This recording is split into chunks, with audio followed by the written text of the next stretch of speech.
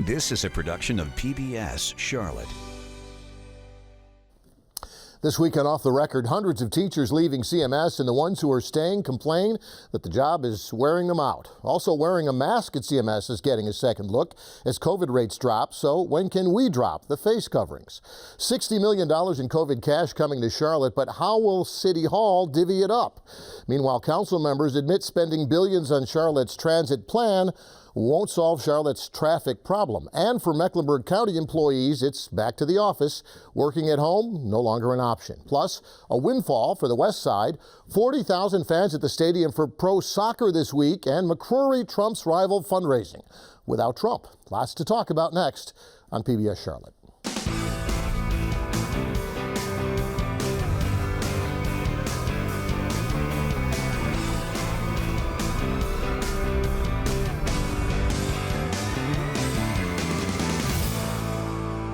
And from our PBS Charlotte studios in historic Plaza Midwood, I'm Jeff Sonnier, and we're off the record talking about the stories you've been talking about this week. And if you watch the news, read the news, and listen to the news, well, you'll recognize the names and faces around our virtual table. Danielle Shemtop from Axios Charlotte, Mark Becker from WSOC TV, and Dedrick Russell from WBTV. You can join the conversation, too. Just email your questions and comments to offtherecord at WTVI.org. Well, last week we heard about teachers leaving Charlotte-Mecklenburg schools in droves, and this week we're hearing about the teachers who are staying behind, complaining about how hard the job has become. It's been a up and down year for teachers and students and parents alike. But Dedrick, bring us up to date on these latest complaints. There's actually, a protest outside the school board meeting on Tuesday night, right? Absolutely. You know, CMS teachers are telling us it's just a dark time to be a teacher right now. Since August 1st, we're talking about more than 500 teachers have left, and CMS says that about 100 more are anticipating to leave by the end of the year. Teachers are complaining that they are just overworked because of the exodus of these teachers. That means that they have to do more work, they have to cover classes, they're underpaid, they're underappreciated. And so, and with COVID, you know, they have to make sure the protocols, masks and things like that. And so they say that it's just too much for them to do. And they're asking for support, not only support from CMS, but they're asking for support from state government as well. And also to add misery that, you know, more than 300 CMS teachers have to repay $750 in a COVID stipend that the district did a technical error. And so now those teachers have to pay $750 back. And so a lot of those teachers were using that money for holiday spending. Yeah. And so now they have to pay that money back. And to add to that, you know, they just said that, hey, do I still want to be a teacher? But I did talk to the CMAE leader. She does say that they are getting support from CMS. In fact, CMS said that there's a teacher work day on the day after Halloween. So that is a treat for them. So, but they say more needs to happen, and they want the state to step up as well. Yeah, I'm afraid they're... Okay, go ahead, Mark, I'm sorry. I think there have been, in the last year, it feels like one huge, you know, coming up on Halloween, and a buddy of mine used to say Halloween is right around the corner. You can lead into any story, but in this case, Halloween is right around the corner, and the reality is it's been a scary time for the last year and a half for teachers, right? Doctors, nurses, those people on the front lines of the medical field have been heroes, we call them, and rightly so, but teachers, man, boy, could I think of a tougher job trying to navigate not only getting in the classroom and dealing with the masks now, but before that, all this virtual learning, you have to learn how to teach. And then, you know, listen, they want kids to learn. I mean, generally speaking, I think teachers want their students to succeed. And we've just seen those numbers go down. So it's demoralizing, I think, on one point, exhausting, as they're saying, on another level. And then it's maybe even insulting when you talk about that money you got to give back. So it is a terrible time to be a teacher. But having said that, I mean, they deserve all our admiration, respect, and everything we can do to keep them on the job. I mean, I feel for them. Danielle? Yeah, I mean, you have to think, like, we already had many elements of this crisis before COVID. Dedrick mentioned, you know, teachers being underpaid, you're having to pay for supplies out of your own pocket, you know, all of these things that already made it really difficult to be a teacher, and really, you know, for a lot of people, probably not a viable option for a career. And then you had a pandemic that not only, you're dealing with kids who are at varying degrees of levels now because of virtual learning, you're also dealing with the politicization of your job, which is, I know nurses, like you said, nurses and doctors have dealt with as well. You're enforcing a mask policy. Maybe the parents don't agree with that, or maybe they do. And so you're kind of having to navigate that as on top of all these issues that were already present. And so you're right. Yeah, we should be doing everything we can to keep our educators, but there's so many issues compounding with COVID and with this crisis that was already happening. Dedrick? Yeah, and CMS teachers are telling us that, with the hyper focus on student achievement, and I'm closing that achievement gap. Of course, teachers want their students to succeed, but then they're worried about if the test scores remain low, then people will look at them that maybe they're not doing an effective job or they're not getting the job done. And so therefore, the pressure is on, and they just want some relief. And they want, the state leaders to allocate more funding to allow more social workers and psychologists to be inside the school districts to help our students navigate this tough time that everybody is dealing with right now. Yeah, two points on this. First of all, in the short term, long-term funding from the state would be helpful. Support from the state would be helpful. But in the short term, there doesn't seem to be a easy way out of this when you're down 500 teachers now and maybe 90, 100 more before the end of this semester. Good gosh, how do you replace those warm bodies in the classroom and solve this problem? The other thing is, and I was reading a story on WFAE about Union County, some of the similar complaints, not maybe the exodus of teachers, but the new training that the teachers are doing to improve reading scores is also more work for the teachers. And so, there's that balance of, we want the kids to learn more, we want to do better, at bringing their reading scores up, but it also creates more work for the teachers who are, tasked with that responsibility. Is there, I know you talk with teachers all the time, Dedrick, there doesn't seem to be an easy solution to this problem, at least for this school year. Yeah, people out in the streets would say that's why the big top administrators, that's why they get paid the big bucks, right, to come up with solutions. And, I'm very surprised that during this pandemic that no one was out there to come up with a new way of teaching, that this was the time, in my mind, to reset and to rethink how we educate, because this pandemic taught us that the way we were doing it before, there are some issues with that. So I am waiting for that person to come up with the new way, the new innovative way, in order to make sure that our kids are learning their ABCs and their 1, 2, 3s. I'm still waiting. Hopefully this group right here, maybe we can come together on a Friday and come up with some ideas to send to the education world.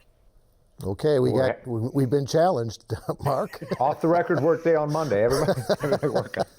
But to your point, Dedrick, the reality is the only people with tougher jobs maybe than the teachers right now are the people who have to figure it out, CMS administration. And again, there's so many issues other than learning that they have to deal with as well. You have the issues in CMS specifically about the sexual assaults at a couple of the schools alleged.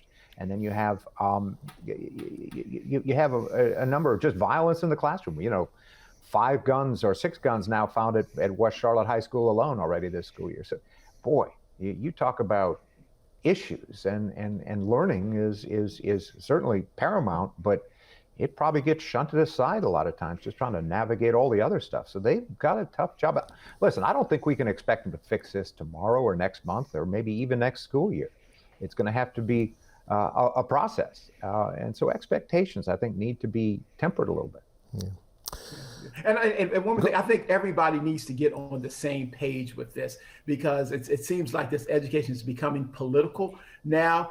So we need everybody. We need the religious, the faith community, the parents to get all on the same page. And CMS needs to be the drum major and let us know what needs to be done. Because I've talked to the faith community, and the faith community, they do not believe that it will take years to turn this around. They think that with the right measures in place that CMS can see immediate success. So with everybody thinking that they have the plan, we need everybody to get on the same page to create that plan and to execute that plan. Yeah, we have a lot of plans. We just don't have one plan that anybody can swear by right now that will actually work to solve all the different problems that CMS is facing right now. Most of them, or at least a lot of them, are exacerbated by the whole COVID situation. Speaking of COVID, by the way, school system talked about what they would have to look at going forward in terms of possibly dropping the mask mandate going forward. Union County, Lincoln County, Cabarrus County all now have no mask, or at least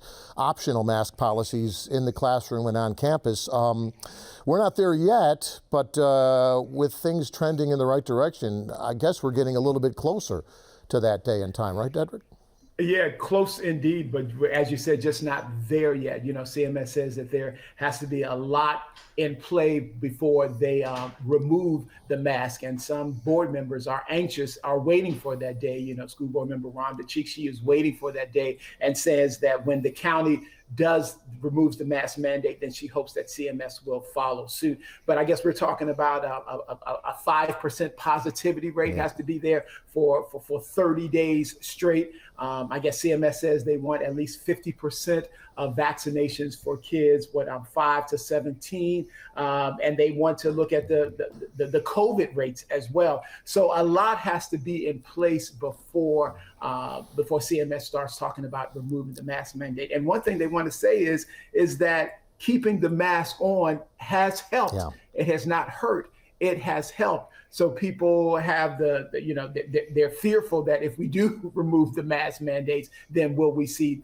the numbers go up again? So it's a lot has to go into that equation in order for CMS to say, hey, let's remove the mask mandates. Mark, thoughts? Yeah, I don't think it's going to happen anytime soon. You say 30 days, we're right around 5% right now, 4.5%, 5%, depending which day you get. So we're headed there.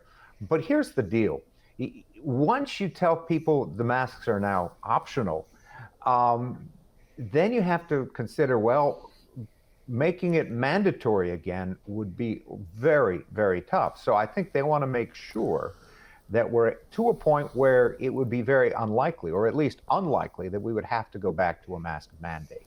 Because once you tell people you don't have to wear the mask, then it's real tough to backtrack. So I think they're being very cautious, with good reason. By the way, very soon we're going to be talking about vaccinating the youngest of the young. We're expecting any time now, maybe today, maybe early next week, approval of the vaccine for youngest kids. And both the governor and the health director for the state say they're ready for what they expect to be a rush of parents bringing their kids in for vaccines, and that arguably would make the schools even safer than they are now. But another topic for another week.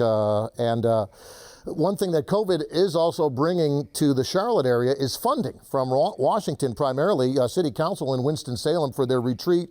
And I know, Danielle, you've been watching what they've been talking about in terms of how to spend all those millions of dollars to solve some of the problems that COVID created. What's council deciding on these issues? Yeah, so there's two payments. One, the city already received from the federal government, which is $70 million, and then there'll be another $70 million next May. So that brings the total that the city of Charlotte alone is receiving to 140 million or so. And that's not even taking into account that the county is getting money, CMS is getting money. So there's a huge influx of dollars that local governments have to decide how to spend. And so this week, the council took basically a first step towards allocating that first payment, that $70 million. $11 million had already been allocated to kind of city operations and maintaining that. Of course, cities were affected by the pandemic. And so $60 million is what they decided on this week. They have these three buckets: housing, which covers anti-displacement measures.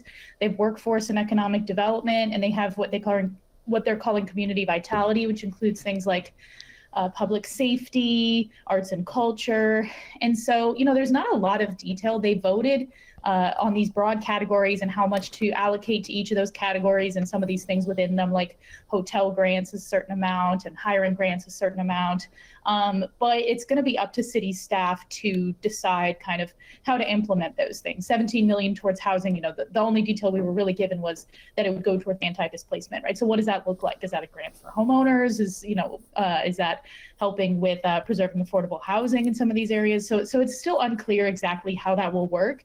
And that's something that did cause some controversy on council in the discussion. Councilmember Tariq Bakari did bring up things like, we don't necessarily know how the staff's going to spend this.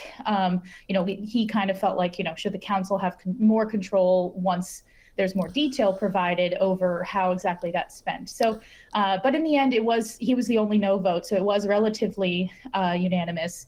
And we'll see kind of how the city comes up with how to spend these categories. I mean, these are big issues that the city obviously is dealing with already. And so having this infusion of cash, could be a big deal. Yeah, COVID's created the problems, but it's also, I guess, provided the funding to potentially solve those problems, funding that wouldn't be there otherwise. And these are problems that were, already here before COVID just came and made them worse. I guess it is, what you don't want to do, I suppose, Danielle, is waste the opportunity here after, suffering through the disease that got the funding in the first place. Absolutely. Yeah. I mean, I think that's the big question is, will we use this opportunity? And, I don't know that it's enough money to solve these problems completely, because as you said, they already existed before COVID, right? And COVID just exacerbated things like housing insecurity. But it is definitely a large chunk of money that could be used to make a dent. And so the question is just, will it? Yeah. Council also talking about transit this week, what the transit plan will do and what they won't do. And Councilmember Larkin Eggleston, who is running at large and represents, District 1 right now, if I'm not mistaken.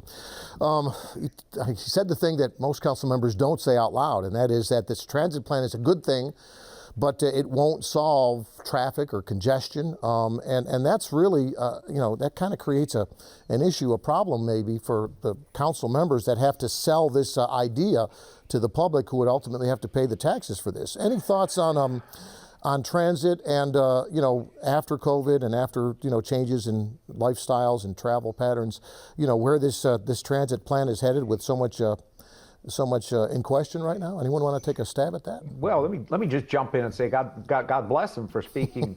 I think the truth, right? I mean, the reality is we're a growing city, and I keep coming back to this in my 98 years here, that we are continuing to be a growing city, and that brings problems. Like we were just talking about that money coming in. Yeah, we've got a problem. What are we going to do with the money? Hey, that's a good problem to have. Now, traffic isn't solved necessarily by transit. What you're doing with transit, you hope, is making it possible for people who couldn't otherwise afford the cars or the gas now to get on the highways or get on the roads and commute themselves. So, you're providing other options for people, but that fuels growth, and guess what? That fuels more traffic. So the two, to connect the two and say, if we pass this transit, we'll take cars off the road, is probably a false narrative.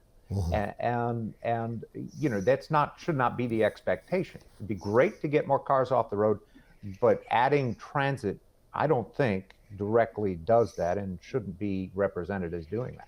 That's my thought. Yeah, I think the mayor actually said that. She said, quote, "We should not be promising that we will free up roads and erase congestion." And that, that's the easy sell. If you can say that, a lot of taxpayers would sign up for that. But short of saying that, it does kind of create a dilemma, I guess, for council members and the city that wants to push this forward, but has to come up with a good reason, I suppose, to push it forward too and get those billions back in tax dollars. Ongoing discussion, obviously taken up again at the retreat this week, so it's something, again, we'll revisit down the road.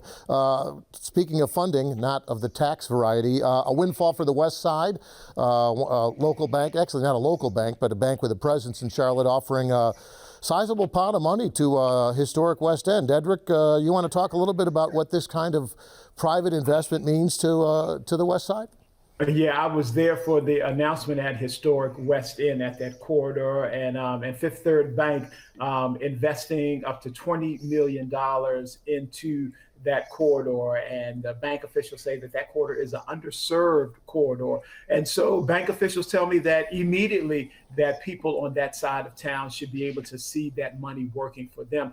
This money will help to keep existing businesses in there, and so they can thrive. They will give them the training, the education, help with affordable housing, help spruce the place up with facade updating and things like that. And so they're going to really invest money and try to make sure that corridor can be all that it can be, and that it can live up to its potential. And Fifth Third has been doing this in different places around the country. I think Charlotte is like the 9th place where they have done this community grants and things like that and given the money. So the mayor was there. In fact, she was on the stage dancing and was just elated that Charlotte is filled with partners, and not only partners, but partners who will give financially in order to help each community be the best community that it can be.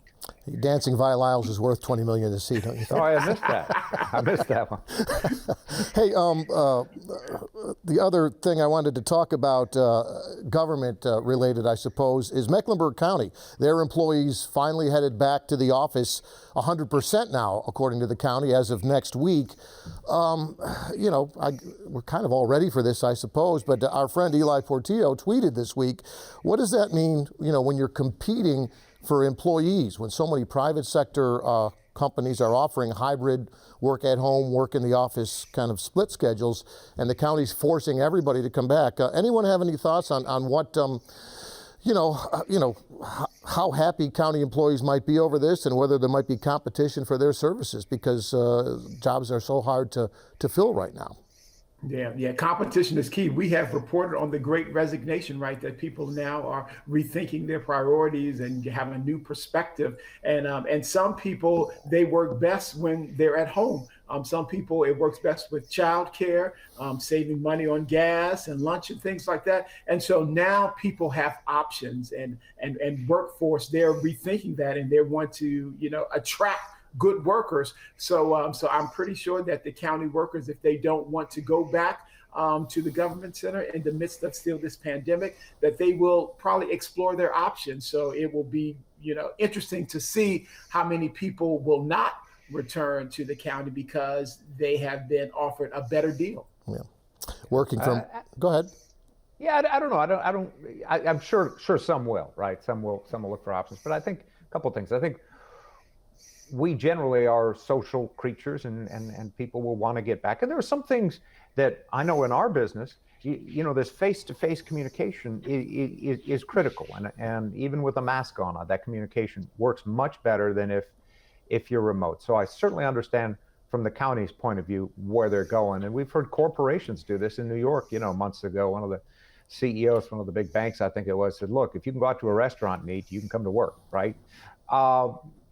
So I think we're going to see more and more of this. There may be a bump or two, but I expect it'll go fairly well. Teachers are back in the classrooms. We talked a lot about that already, but I think it'll happen. Yeah, if you're offered 2 jobs and one of them offers you an opportunity to work from home, that would, that's something that could sway people, I suppose. Or the flexibility, some people are, hybrid, you can come to work, 1 day a week, work from home, 4 days a week. So all of that options are out there. Yeah. Hey, I wanted to talk a little sports just for a second. We're in the middle of NFL football season. With the Panthers, NBA basketball season with the Hornets. The World Series is on television, but 40,000 fans showed up at Bank of America Stadium this week for a soccer game. It was Mexico versus Ecuador, what they call a friendly. And a lot of folks are calling this a dress rehearsal for next year in Major League Soccer. It's a big bet by David Tepper, and so far it looks like, it's got the potential to pay off. Who'd have thunk it, right? A couple of years ago, 40,000 watching soccer, in the middle of all those other pro sports seasons. Dare I say it? Goal! I knew you'd go first on this, Mark. Yeah, I mean, I was downtown before the event. It was pretty cool. But, the truth is we've had other major European clubs play and draw 60,000 or something. But it's a good environment. Now, having said all that, we'll see what happens. Winning winning is the great elixir, right? And we'll get his new soccer team, and yeah, we'll have some fans. I think they've done really well with their season ticket sales, but it will be fun. I'm not sure it will be 40,000 every game, but it's certainly a win. Yeah, Tepper's already guaranteed it'll be one of the biggest draws in the MLS. Dedrick? Yeah, this is tapping into the diversity of Mecklenburg County, and I think that this is a win-win situation to celebrate a community that sometimes feels like that they're not celebrated. So I think that this is a good thing for diversity. And also, when we were there, they were giving out vaccine shots, and we know that there's some vaccine hesitancy within the Hispanic community. And we talked to some officials there from StarMed, and they were a little disappointed at the numbers. So still celebrating diversity, but at the same time, we have to keep everybody healthy. Yeah, we've got a minute left, and I want to talk very quickly about the U.S. Senate race. Pat McCrory, former governor, in a virtual tie in fundraising with Ted Budd. Ted Budd's the Trump endorsee. McCrory's not. But, I guess it shows you don't have to have a Trump endorsement as a Republican to continue to raise money. I guess it's easier when you're an ex-governor, too. Any thoughts on, what Trump's going to mean for this GOP U.S. Senate race? Well, I think that's the big question. I mean, McCrory is a big name, of course, in Charlotte and statewide politics. And so, he has the backing of a lot of Charlotte's business community. That being said, I believe it was the Observer that ran a story about some folks who had donated to McCrory. And then once Budd got the Trump endorsement, they switched over and started giving money to Budd. So I think it really just remains to be seen how big of an influence Trump is going to be. But I think it's undoubtedly that he's going to be an influence. And so we'll just see kind of which voters prefer. At the end of the day, money's important, but voters don't always follow exactly who raised slightly more. And by the way, speaking of money, the Democratic fundraising leader, Sherry Beasley, she's raised $1.5 million more than both of the Republicans. So interesting race, a lot to talk about as the political season gears up for next year. But we're out of time right now, as always. More topics than we have time for. But I appreciate our guests, our panel of reporters, always a good conversation. And we appreciate you watching at home. If you've got questions, comments, hate mail, whatever, send them to Off the Record at WTVI.org. And we'll see you next time right here on Off the Record.